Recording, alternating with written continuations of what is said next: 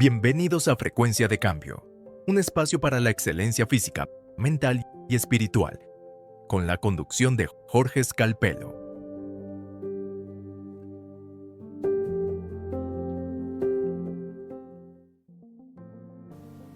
Hola, ¿cómo están? Bienvenidos a Frecuencia de Cambio, un espacio donde la conciencia nos une. En el episodio de hoy conversaremos sobre un tema intrigante, misterioso, para muchos apasionante. Me refiero al tarot. Y para eso nos acompaña Marigen, tarotista desde hace 11 años. Ella es chilena y desarrolla un tarot que ella misma denomina como tarot evolutivo. Bienvenida Marigen al programa. Hola Jorge, muchas gracias por esta invitación y por hablar de este tema que a mí me apasiona mucho. Para comenzar, ¿qué es el tarot? ¿De dónde viene el tarot? Bueno, el tarot es un oráculo. Es un oráculo que está formado por 78 cartas, de las cuales se dividen en 22 arcanos mayores y 56 arcanos menores. Tiene una estructura, tiene un orden y una forma.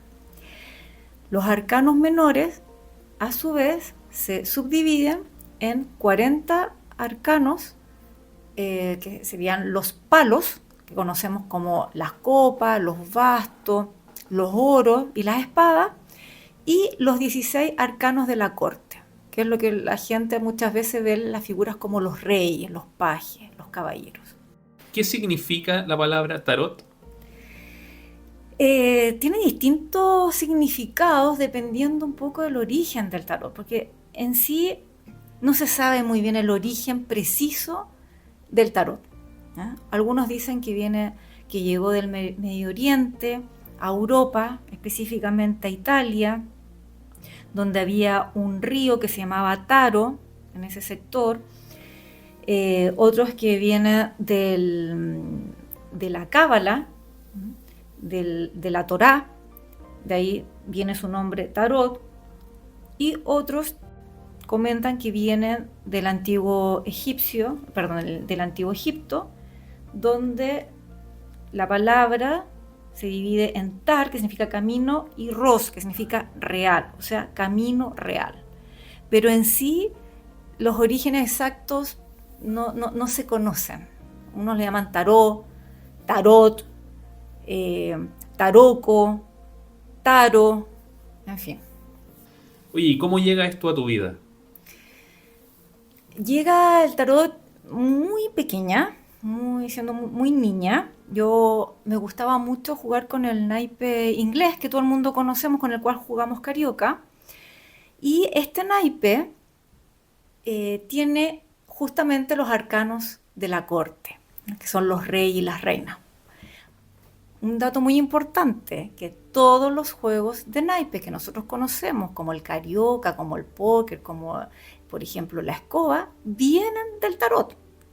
Todos esos juegos de naipes vienen de ahí. Y yo desde muy chica jugaba con estos naipes, me gustaba estirarlos sobre la mesa y me ponía a conversar con estos símbolos, con estos personajes que yo veía. Hasta que descubrí que en mi casa había una cajita con un naipe español. Y ahí aparecieron más símbolos, más figuras, más personajes con los cuales yo armé todo un mundo de fantasía. Más grande y adulta, cuando yo estudié el tarot por primera vez, ahí me di cuenta que en forma inconsciente, como un juego yo lo tomaba, claro, yo conversaba con las cartas, que me entregaban una información, pero siendo muy niña no lograba entenderlo. ¿Por qué la gente se lee el tarot? A ver, el tarot siempre ha sido algo que llama mucho la atención. Nosotros los tarotistas somos como los confesores populares, por así decirlo, ¿ya?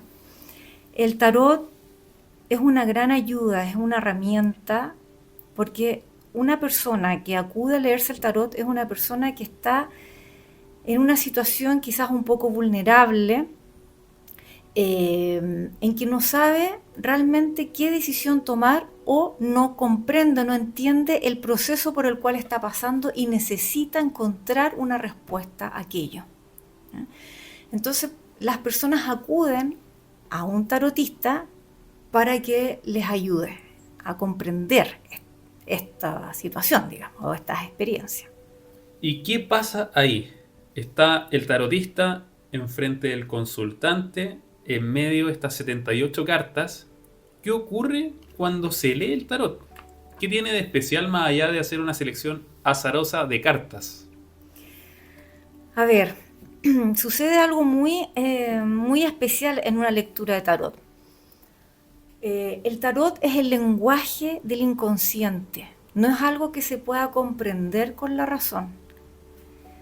Es la información que está en el inconsciente del consultante, que el tarot lo pone delante de él. Entonces, en este proceso, en abrir las cartas y empezar a hacer esta lectura, hay una energía o se mueve una energía donde sale este lenguaje, que es a través de símbolos, a través de colores, a través de miradas, que empiezan a darle respuestas al consultante, ¿ya? El tarot guía, acompaña, orienta, te da herramientas. ¿Para qué? Para que la persona tome las decisiones con una mayor información, ¿ya? Se ven tendencias, ¿no? Se ven hechos. El tarot tiene un orden y una estructura. Cada carta tiene un significado que se estudia. Por eso uno estudia tarot, ¿ya? Y por eso se estudia por tanto tiempo el tarot. Entonces, sale una información a través de una lectura que, dependiendo de la pregunta, que es muy importante porque la pregunta guía la respuesta. Entonces, esta pregunta va a determinar primero qué tipo de tarot uno va a usar. De repente, hay tarotistas que tú tienes más preferencias con un tarot que con otro, y el tipo de lectura que vas a hacer. ¿A qué me refiero con una lectura? En la posición, en el orden en que tú vas a leer el tarot, como una plantilla, por así decirlo, ¿ya? Y esta posición de las cartas va creando un lenguaje. Hay miradas en el tarot, hay símbolos, hay colores. No es lo mismo una carta arriba de una que debajo de esa misma carta, ¿ya? Entonces va saliendo esta información que está en el inconsciente de la persona y tú tienes que leer esa información y entregarla. Esa forma que tú tienes de leer el tarot, tú le llamas tarot evolutivo. Hay distintas interpretaciones del tarot. Está el tarot predictivo. ¿Quién va a ganar? ¿Inglaterra o España? Un partido de fútbol, por decirte, ¿cierto? Eso es un tarot predictivo, ¿ya? Y es muy entretenido hacer tarot predictivo. Es más farandulero también. Es más farandulero, es más social. ¿Quién va a ganar las próximas elecciones? ¿Te fijas? Pero también está el tarot que yo le llamo evolutivo, ¿ya? ¿Qué quiere decir? Yo no saco nada con decirle a una persona, responderle sí o no, o darle una predicción, si no le doy herramientas a la persona, ¿ya? Si no lo hago ver la situación desde distintas perspectivas. Y esa es la idea. ¿Por qué? Porque es el consultante el que tiene la decisión final, ¿ya? Pero para que tenga la decisión final tiene que estar más informado. El libre albedrío es de cada uno. Yo no lo puedo alterar. Como te decía, una persona que llega a leerse el tarot llega muchas veces en un estado muy vulnerable, ¿ya? A veces muy triste también, muy desorientado. Entonces la persona necesita que una mayor información que le dé estas herramientas para que pueda decidir realmente y con mayor capacidad cómo moverse ante la experiencia que está viviendo.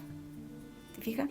Entonces, si solamente contestamos sí o no, no lo estamos ayudando.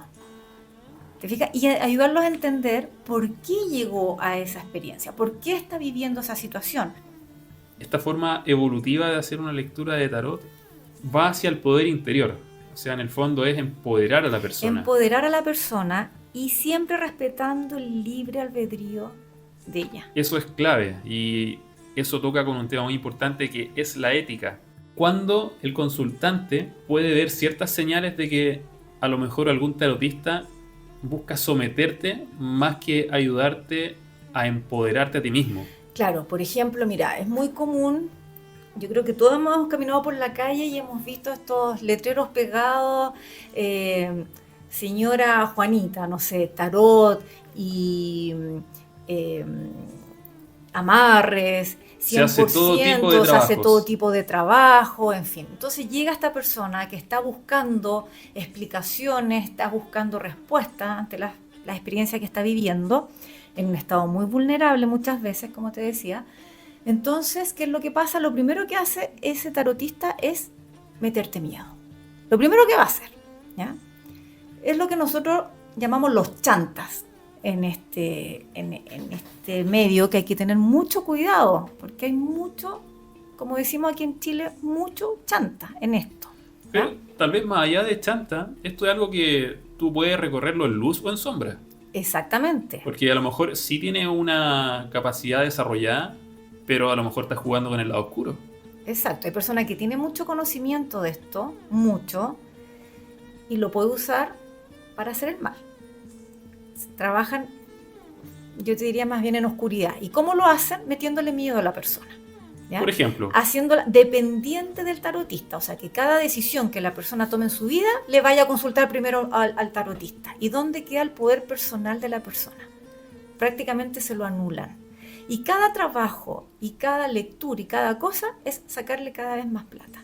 podríamos hacer una comparación, un ejemplo de cómo un tarotista abordaría en luz una situación y otro en sombra. Por ejemplo, una persona está viviendo distintas experiencias bastante fuertes. Supongamos, su matrimonio se empezó a andar mal, se deshizo, ¿ya? El hijo repitió en el colegio y además la despidieron del trabajo, ¿ya? Entonces, este tarotista en sombra, ¿qué le va a decir? Es que te hicieron un trabajo. Todo lo que te está pasando es porque te hicieron un trabajo. Y tu marido se fue porque estaba con otra mujer. Y tu hijo repitió porque la profesora no lo quería. Y porque los niños le hacían bullying. O sea, todo lo que le pasaba a esta persona era por causas de terceros. ¿Te fijas? Ahí hay un Porque indicio de... otros le hicieron daño, porque otros le hicieron cosas. Claro, ahí ¿ya? hay un indicio de cómo De la mirada está responsabilidad. puesta no en tu poder interior. En otros, afuera. ¿ya? Ya. Entonces, y lo más fácil siempre es culpar a otro. Y lo más fácil siempre es decir, te hicieron un trabajo. ¿Te fijas? Eso es una persona que trabaja, yo diría, en la sombra, en la oscuridad. Entonces llena a esta persona de miedo, de inseguridades y además, y lo peor de todo, es que le saca dinero. ¿Y cómo lo harías tú? No solamente yo, sino que muchos tarotistas que trabajamos desde la luz, ¿ya? Es ver qué pasó que la persona llegó a esa situación en su vida. ¿Qué decisiones tomó? ¿Cómo se manejó? Por ejemplo, en el caso de que su matrimonio se rompe, ¿cómo estaba la comunicación en ese matrimonio? ¿Cómo estaba la pasión en la relación? No me refiero solamente a la pasión sexual, sino que la pasión por la relación, el trabajo juntos, los proyectos. Y también obviamente cómo estaba la vida sexual entre ellos, si se entendían, si se comunicaban. Entonces, ¿qué pasó ahí que los llevó a este quiebre matrimonial? ¿Te fijas? Y cómo mejorar esto, si eso ya está absolutamente quebrado, pero si todavía hay cariño, eso uno lo ve en la lectura. Si todavía hay preocupación por el otro, eso también se ve en la lectura. Entonces, ¿cómo hacer que esta persona, si a lo mejor esto ya no tiene vuelta atrás, ¿ya? ¿Cómo hacer que eso termine de la mejor forma posible? De que la persona entienda que a lo mejor el otro no era el malo solamente, sino que una relación es de dos, no de uno. Entender que a lo mejor esta persona también estaba solamente muy preocupada del trabajo o de otras cosas externas y puso la atención afuera y no en lo que estaba pasando en su relación. Al tarot se le puede preguntar, me imagino, casi de todos los temas, ¿sí? Así es. ¿Cuál es el límite? Sobre todo cuando hablamos de ética. Ahí está el límite, la ética del tarotista. Yo por lo menos estoy adherida a un código del tarot. Hay una red internacional de tarot, de lo cual, por ejemplo, se hacen muchos congresos también a nivel internacional, y hay un código ético. Yo estoy adherida a ese código ético. Entonces, por ejemplo, hay preguntas que yo no voy a responder. Efectivamente, porque se puede ver todo en el tarot. Si alguien me viene a preguntar, oye, me llevo pésima con mi suegra y está súper enferma, quiero saber cuándo se va a morir esta señora. Yo no puedo responder eso. No, absolutamente no, ¿te fijas? ¿Por qué no? Porque ¿cómo voy a estar? Primero estoy preguntando esa persona que viene a consultarme, tu suegra, ¿sabe que tú vas a preguntar por la muerte de ella? ¿Tú le preguntaste primero si podías preguntar por ella? No, típico. No, es que me vio muy mal y además está muy enferma y nos hace la vida imposible, entonces quiero saber cuándo se va a morir. Y ahí tú te empiezas a dar cuenta que hay otras intenciones debajo. ¿Te fijas? Entonces, además, ¿cómo yo le voy a decir a alguien cuándo se va a morir? Eso solamente lo sabe la vida, la naturaleza. ¿Se puede ver en el tarot? Claro, se podría ver si la persona está muy enferma. Hay ciertos indicios, hay ciertos hechos que te van a ir marcando que la persona va cerrando su ciclo. Pero no sería ético contestar una pregunta así. ¿Qué otro tipo de preguntas están fuera de este límite ético?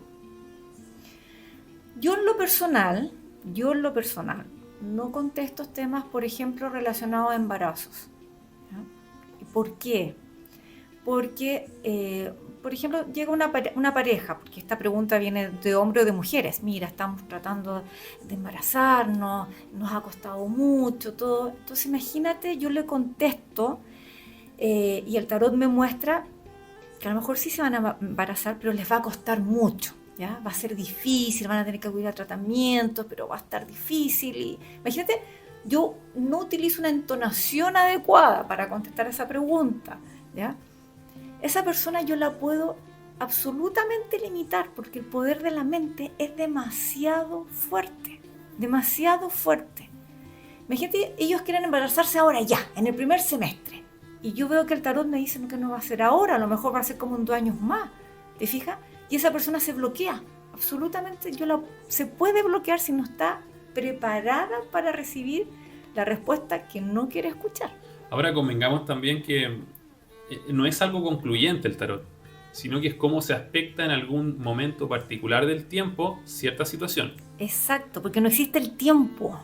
Y en el tarot se queda muy demostrado que el tiempo no existe. ¿Ya? Vemos una secuencia de hechos. Entramos como en otra dimensión inclusive cuando estamos dentro de una lectura de tarot.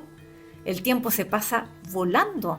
Y yo a veces puedo estar en una lectura quizás 2 horas y no me doy cuenta. Ocurre algo muy especial ahí con el tiempo en el tarot. ¿Por qué? Porque está saliendo una información que no la puedes medir, que no es desde la razón. Bueno, yo hice una investigación en ChatGPT. Y los temas que más pregunta la gente: amor y relaciones, trabajo y carrera, dinero y finanzas, Sí. decisiones difíciles, propósito personal o espiritual. Me imagino que te preguntan mucho: ¿me engaña mi pareja? Esa también es una pregunta que, en base a lo que tú me has comentado ahora, intuyo que tú no la respondes. Sí, es una pregunta que me ha tocado responder. Es difícil porque imagínate una persona, si la persona te está preguntando es porque la persona ya sabe la respuesta ante esa pregunta. La persona ya lo sabe. Lo que pasa es que quiere que tú se lo confirmes. ¿Ya?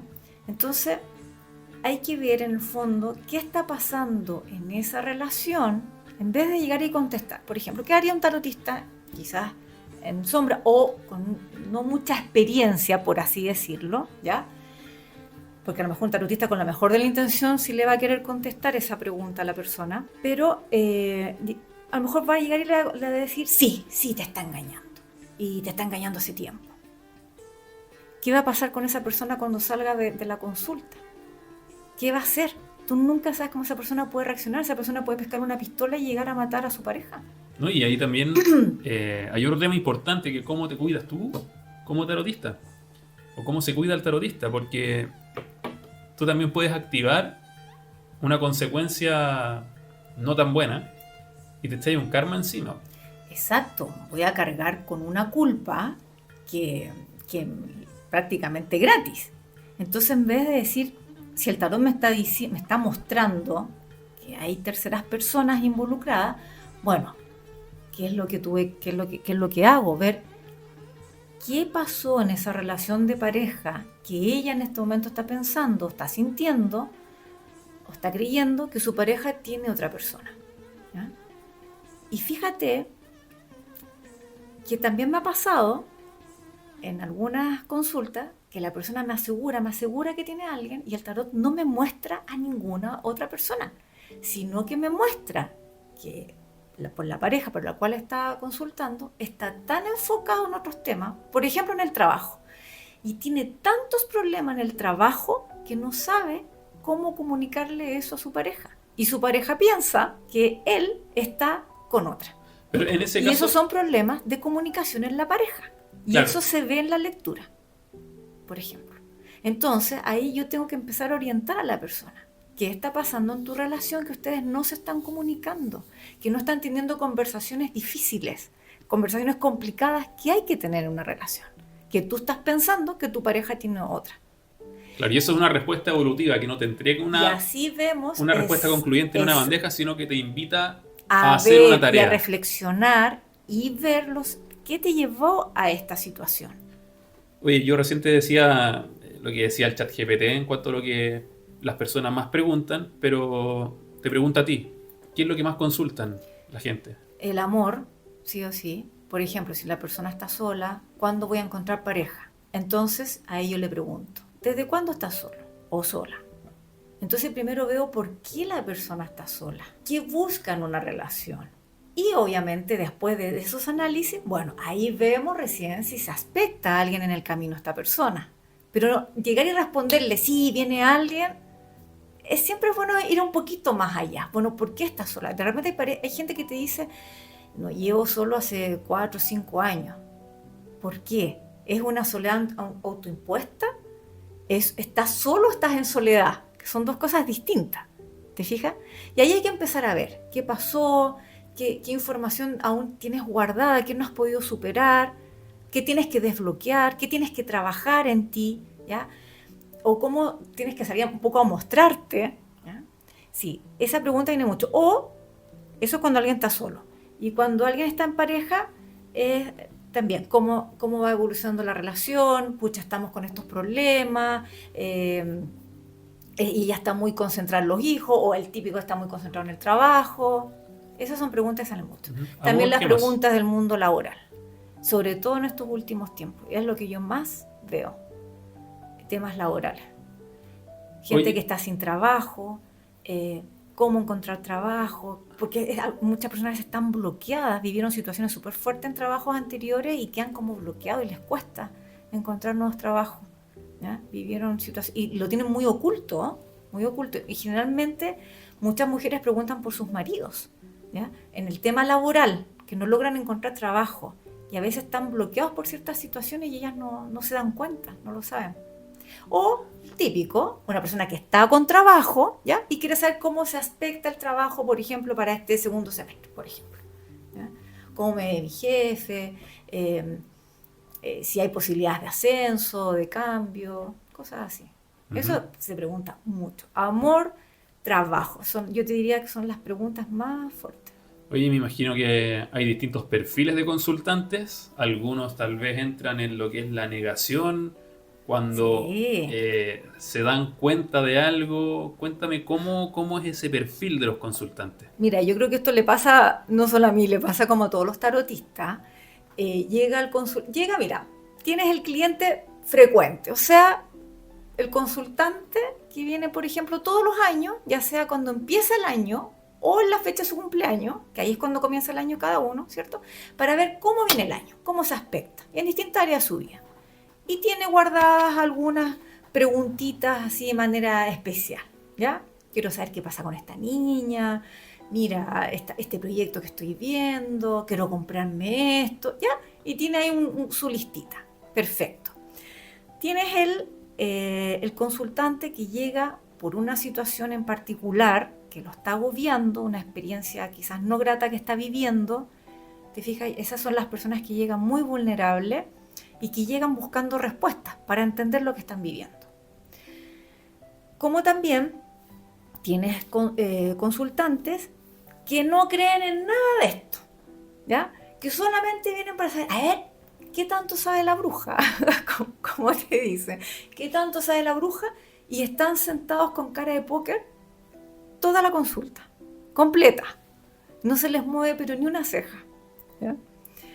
Entonces, esas personas después te dicen, están ya sea la consulta en directo contigo o que te mandan los audios, porque yo también hago muchas lecturas a distancia, y después te dicen, mira, sí hay cosas que sí, y después te dicen, pero todo lo otro no me cuadró para nada, no, nada de esto.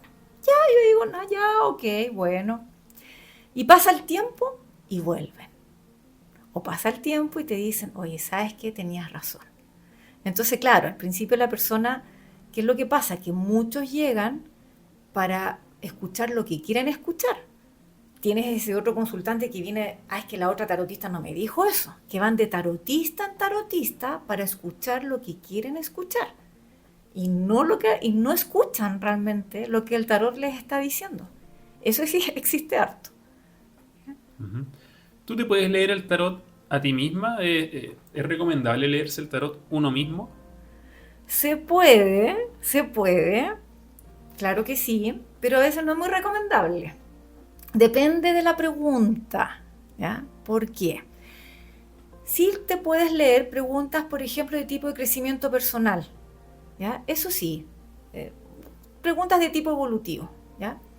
Pero cuando hay situaciones donde tú tienes mucha emoción en juego, digamos, no logras ser objetivo. Entonces tú tienes que pedirle a otro que te lea.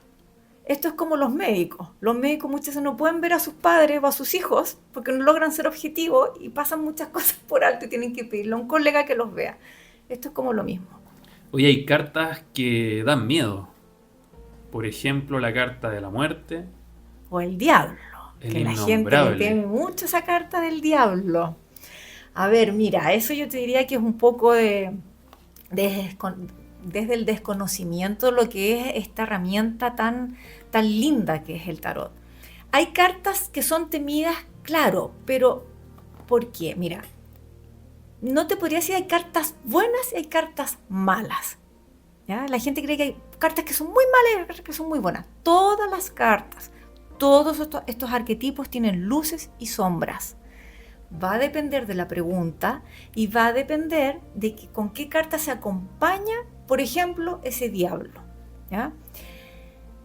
No te voy a negar que esto es muy fuerte, obviamente, pasar por los arquetipos que tienen una carga, por así decirlo, más baja. Una persona que está viviendo un colgado, una muerte, con una torre, una luna, un diablo, es una situación sumamente fuerte, compleja, que te viene a remecer la vida, ¿ya? Y dependiendo de cómo te pille parado, es cómo lo vas a pasar. Y son situaciones fuertísimas, ¿ya? Que es muy distinto vivir una experiencia, por ejemplo, de un carro, un sol, una emperatriz, cuando te salen esas combinaciones de cartas, ¿ya? Entonces, claro, yo puedo decir, mira, no hay cartas malas y cartas buenas, pero claro, yo antes de estar ante un sol o ante una torre, prefiero 1000 veces estar con un sol. ¿Te fijas? O sea, todo depende de cómo se conjuga la lectura en su totalidad. Y la experiencia en sí que está viviendo la persona, que en su momento, como te decía, si te aparece esta combinación de cartas, ¿ya? Es muy fuerte en la vida de una persona, y ahí tú tienes que darle herramientas para que la persona comprenda por qué está pasando por eso y eso a qué lo va a llevar. Ahora, tú me hablabas del diablo. Un diablo, por ejemplo, mal aspectado, me va a aparecer con cartas que lo acompañan de una energía más baja. Por ejemplo, un diablo al lado de una torre, de una muerte, de una luna, claro que me va a hablar de engaños, me va a hablar de mentiras, me va a hablar de cosas que no son gratas para el ser humano. Pero un diablo, por ejemplo, al lado de una carta del sol, al lado de la rueda de la fortuna, al lado de una emperatriz, y si estoy haciendo una pregunta, supongamos, de negocio, de un proyecto, me va a decir, oye, tú dale con todo que en este negocio te vayas a ser millonario, por ejemplo. Uh-huh. ¿Te fijas? Entonces, o la misma, este ejemplo yo siempre lo pongo. La gente le tiene mucho miedo a la carta a la muerte, ¿ya? Que la carta a la muerte es muy fuerte cuando uno la ve. Por ejemplo, mira, aquí yo te la estoy mostrando. ¿Qué ves tú acá? Algo tétrico. ¿Pero qué ves? Una calavera, esqueleto. un esqueleto, ¿cierto? Y que viene aquí con una guadaña, vamos cortando cabezas. Literalmente tú ves cabezas, huesos, manos, pies, de todo, ¿cierto? ¿Por qué? Porque la carta a la muerte viene a cortar todo lo que ya no va en tu vida. ¿Te fijas? Entonces, si una muerte está mal acompañada, claro, la muerte ahí viene a sacar todo lo que ya no es para ti, que cuando la persona lo está viviendo es muy fuerte. ¿Te fijas? Pero esa misma carta a la muerte, por ejemplo, acompañado de un as de oro y de una emperatriz, por ejemplo, me podría estar hablando del nacimiento de un hijo. Muere tu vida anterior, porque toda persona que ha sido madre o padre, su vida nunca más vuelve a ser la misma, nunca más. Entonces muere tu vida anterior y nace algo nuevo, algo distinto. Ahí, por ejemplo, todas las mujeres cuando están pariendo, su vida anterior muere. Ahí están viviendo una carta, un proceso de la muerte. Y viene un nuevo proceso a tu vida. Ya dejas de ser sola, única. Ahora te transformas en madre. Ya no eres solamente hija, hermana, prima, tía. Te transformas en madre o en padre. ¿Te fijas? Entonces todo depende cómo estas cartas estén acompañadas. Y muy importante, como te decía, la pregunta guía la respuesta. Por eso un tarotista tiene que escuchar muy bien, con una mente muy abierta, con un corazón muy abierto. La persona que está al frente a ti te está abriendo su corazón. Entonces, tienes que tener una escucha activa para saber muy bien escoger la lectura adecuada y el tarot que a ti más te facilite esa lectura. Oye, quiero consultarte sobre los arquetipos, profundizar en eso. Entiendo que cada persona tiene un arquetipo que está representado en el tarot, ¿cierto? Claro, podemos identificarnos con estos arquetipos, como yo te decía, que es un patrón de comportamiento universal. Entonces, ¿cómo podemos saber con qué arquetipo nos identificamos cada uno? ¿Ya? Y eso es muy entretenido hacerlo porque podemos sumar nuestra fecha de nacimiento completa, tu día, tu mes y tu año. Y eso te va a dar un número. ¿Ya? Entonces, tenemos claro, son 22 arcanos mayores, pero el primero es el loco. No tiene número. Espera, repitamos la forma de calcularlo para que los que estén Perfecto. escuchando el podcast puedan sacar un ¿Cómo cálculo yo matemático puedo saber simple. cuál es mi arquetipo, cuál es mi arcano mayor? Tú sumas tu fecha de nacimiento completa, o sea, tu día, tu mes y el año completo. ¿Ya? Y eso te va a dar un número. Si este número te da mayor a 10, ¿ya?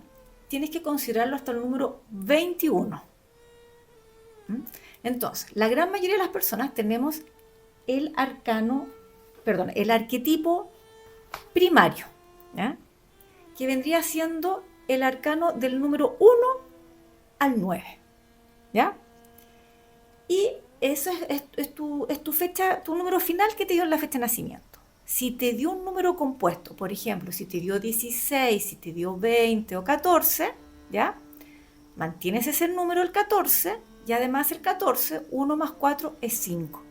Entonces la persona tiene el arquetipo primario y tiene un arquetipo superior, ¿ya? ¿Qué sería el arquetipo primario? ¿Ya? Es como tu misión en la vida, ¿ya? Es como un poco tu destino, es un poco, por así decirlo, el volante que tú tienes con el cual tú vas a recorrer un poco tu camino de vida, ¿ya? Y las personas que además tienen un arquetipo superior, es como que tienes un doble desafío, ¿ya? Se dice un poco que son quizás experiencias de almas pasadas tuyas que hay algo que no trabajaste muy bien. ¿Cuántos arquetipos son en total? Entonces son 21 porque 21 el loco arquetipos. es el 0. Entonces, Se parte del 0. No, se parte el número 1. Son 22 Queda arcanos excluido el mayores, loco, entonces. pero queda aquí excluido el loco porque estamos haciendo un cálculo matemático y ningún número nos va a sumar 0. A ver, para dar mucha más claridad sobre la forma de calcularlo, yo acá estoy mirando el natalicio de Gabriela Mistral, por ejemplo. ¿Ya? Ella nació el 7 de abril de 1889. Es decir, sería sumar 7, que es el día de nacimiento, Vamos 7 más más 4, que es el mes, abril, ¿En qué año nació? 1889. Más 1 más 8, 1800 89. más 8 más 9. Ella nos da el número 37 final. ¿Ya? Ya. Lo tenemos que reducir porque es mayor a 21. Y 3 más 7 es 1. Es el 10. ¿Ya? O sea, nos da 10. Tenemos el arquetipo primario de Gabriela Mistral, que es el 1, que es el mago, porque 1 más 0 nos da 1, ¿ya? Que es el mago. Entonces, ¿cuál es la característica, por ejemplo, del mago? El mago tiene el don de la comunicación, tiene el don de la palabra, ¿ya? Es el comunicador, ¿te fijas? ¿Y cómo comunicaba Gabriela Mistral? A través de la escritura. Era una gran oradora también, ¿ya? Como leía sus poemas. El mago es un iniciador, es el arquetipo del trabajo. Gabriela Mistral era muy trabajadora, inició cosas nuevas, se atrevió a salir, era muy líder. ¿Ya? Esas son muy características que tiene, por ejemplo, el mago. Toma la iniciativa, ella tomó la iniciativa en muchas cosas, y no solamente aquí en Chile, para qué decir, bueno, en México y con todo el tema de la educación. ¿Te fijas? Esas son características, por ejemplo, del mago. Una persona que es creativa, una persona que tiene el don de la palabra, que es un comunicador, una persona que toma la iniciativa, una persona que además es muy trabajadora. ¿Ese qué número era? El 1. Entonces, todas las personas que le dio el número 1, su arquetipo es, su arcano mayor es el mago. Es el mago. ¿Qué pasa si le da el número 2? Sería la suma sacerdotisa. ¿Ya? El número 2. Las personas que tienen este arcano en su numerología son personas que son sumamente intuitivas, muy estudiosas, ¿ya? Muy prudentes, muy discretas, también te diría. Vamos a brevemente hablar del arcano, porque podría estar toda una noche hablando aquí de la suma sacerdotisa. Claro. ¿Ya? Entonces, brevemente vamos a ir hablando como un poco así las palabras claves de cada arcano para que las personas vayan sacando sus números. El arcano número 3, la emperatriz. Estas personas tienen la característica de ser creativas, muy inteligentes, disfrutan mucho la vida. Y también, como es una emperatriz, mandan. Son personas también muy líderes. ¿Eh? Y sobre todo yo te diría son personas muy coquetas, muy sensuales. Arcano 4, el emperador. El emperador son personas que son muy ordenadas, muy estructuradas, con don de mando, sí o sí. Son personas que son muy líderes, ¿ya? Muy inteligentes, y en el caso de los hombres son muy buenos padres, ¿ya? Y el anterior, la emperatriz, que se me olvidó decir algo muy importante, si una mujer le da 3 son muy buenas madres, aunque no tengan hijos. Esto no tiene que ver con tener hijos, ojo, ¿ya? Hay personas que maternan mucho o paternan mucho sin tener hijos, ¿ya? Es una característica de las personas que tienen esos arcanos. El arcano 5, el sumo sacerdote, el sabio. ¿Ah? Personas que son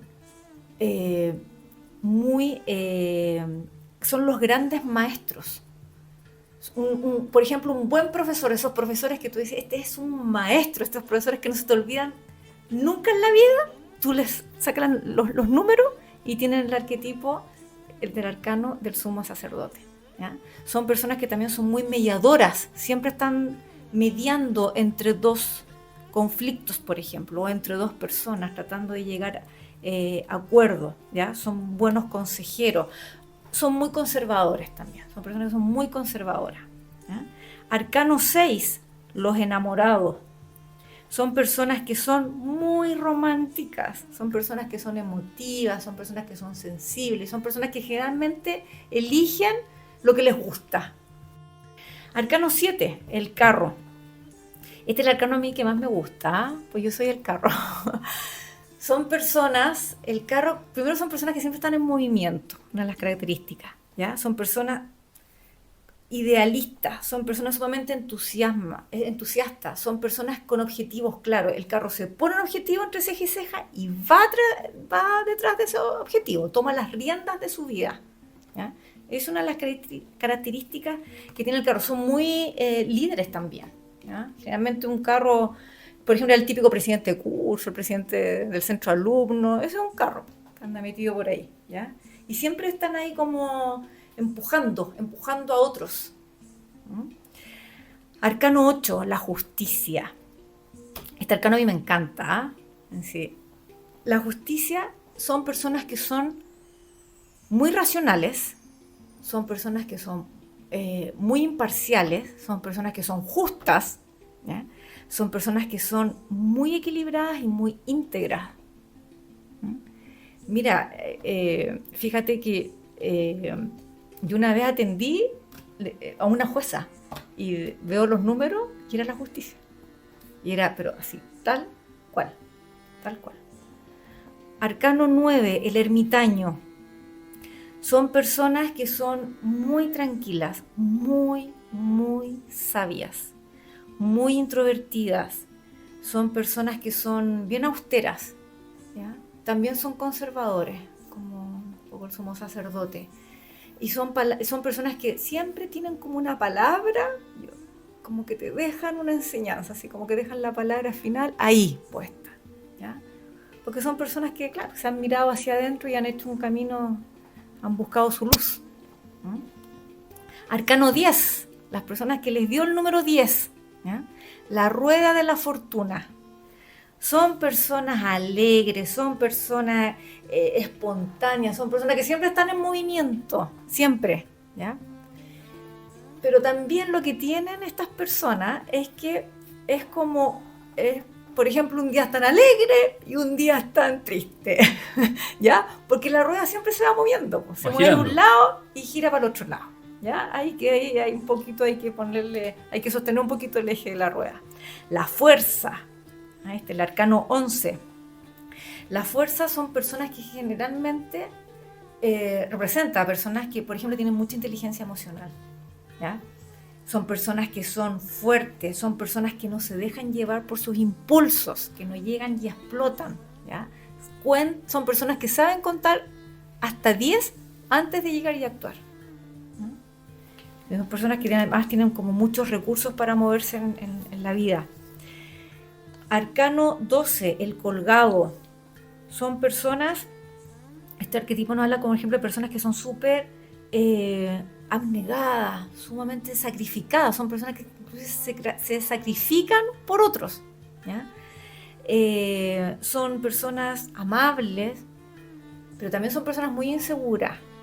Y una característica que también es que son muy hogareños, las personas colgados. Arcano 13, el que le dio el número 13, la muerte, ¿ya? Son personas... No se vayan a asustar. No, pero mira, son personas que son frías, son radicales, son tajantes, ¿ya? Pero son muy enigmáticos. La muerte es muy enigmática, son personas profundas, ¿ya? También son personas que son bastante sabias también, ¿ya? Pero tienen esa característica, uno se da cuenta, son personas que son sumamente frías. Por ejemplo, tú le estás contando una tragedia griega y no se le mueve un músculo en la cara, ¿no? Es un arquetipo de una persona del arcano de la muerte. Arcano 14, la templanza.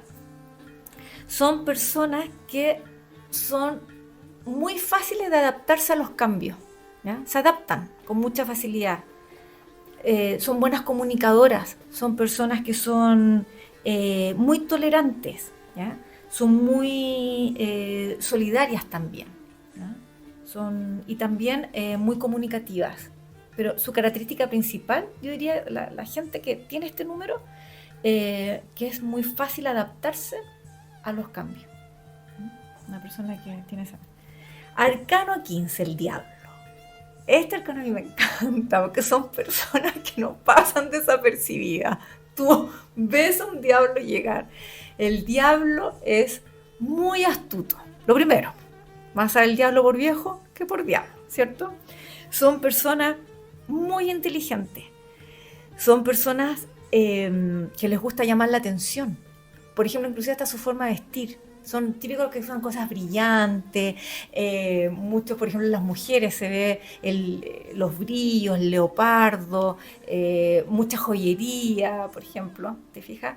Los hombres diablos son encantadores, llegan con su perfume, pasan y tú sientes la estela del perfume. ¿Te fijas? Y te embaucan. Eso es lo que hace el diablo. ¿Ya? Tienen conversaciones súper entretenidas, pues ahí te van embaucando. Son muy astutos los diablos.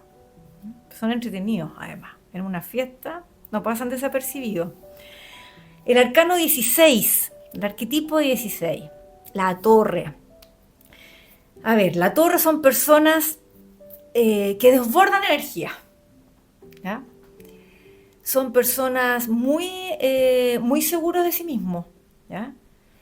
Pero también son un poquito intolerantes, ¿ya? Son iracundos, son personas que también a veces explotan con mucha facilidad. Son muy observadores también, son personas que son muy observadores y son personas, son grandes reformistas las personas que tienen este arquetipo, ¿ya? Arcano 17, la estrella. Ay, la estrella, mira, este es un arcano que es como suavecito, son personas, son muy intuitivas también, son personas sensibles, son personas que siempre tienen la esperanza, son personas que siempre están conectadas muy con lo espiritual, ¿ya? Son personas optimistas, son personas que siempre ven el lado lleno del vaso, por ejemplo, ¿ya? Arcano 18, la luna, personas muy, muy intuitivas, algo como la suma sacerdotisa también. Son personas que son muy sensibles, son personas que son muy imaginativas, son personas, por ejemplo, muchos artistas, grandes artistas que ha tenido la humanidad, me refiero a pintores, poetas, escultores, están muy conectados con la luna, ¿ya? Porque tiene esa parte muy emotiva, muy de sensibilidad, ¿ya? Pero también son personas muy sensibles y a veces miedosas, ¿no? Arcano 19, el sol, ¿ya? Imagínate, pues, nuestro astro rey, el que nos da la vida, ¿ya? El sol son personas entusiastas, alegres, son personas brillantes, son personas muy brillantes, ¿ya? Son líderes, son personas cálidas, ¿ya? Alegres. Tú te das cuenta cuando estás al lado de una persona, y porque irradian luz, son personas que irradian luz, pero la característica principal, yo te diría, de los arcanos del sol, es que son personas muy brillantes, o sea, tienen una cabeza, pero pueden manejar muchos temas, son muy sabios. Arcano 20, el juicio. Son personas muy sabias, muy humanitarios, ¿ya? Son personas muy perceptivas, son personas que no tienen prejuicios, son personas que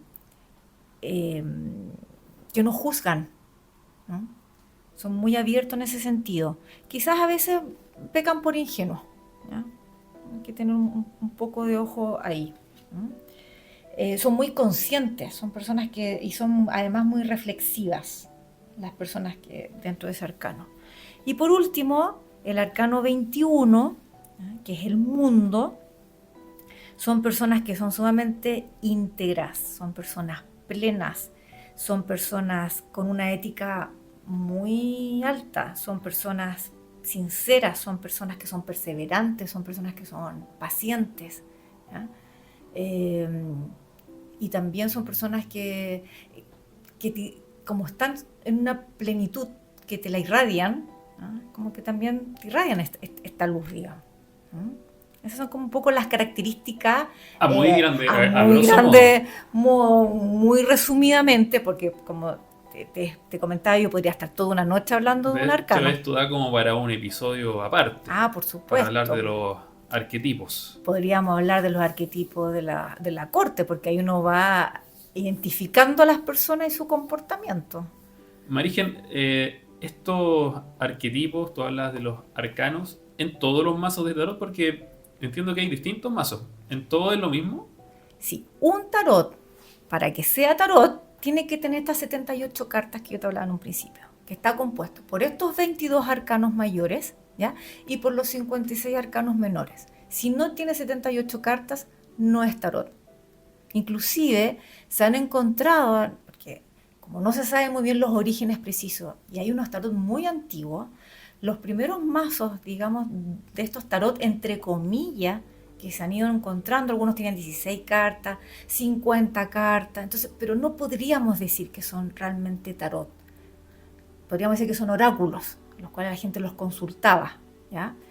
El tarot realmente aparece más o menos en el siglo XV, XIV, XV, más o menos, ¿ya? Ahí se aparece el tarot con 78 cartas, ¿ya? Que es el tarot de Visconti e Sforza en Italia. ¿Y esa es la base sobre la cual se van cartas. Creando después distintos tipos de tarot? Porque entonces todos conocemos, por ejemplo, uno escucha hablar del tarot de Marsella, ¿cierto? El tarot de Marsella y el tarot de Rider White. Son los más conocidos, los más utilizados. Son los tarot que se ocupan, de donde vienen todos estos tarot que se crean, ¿ya?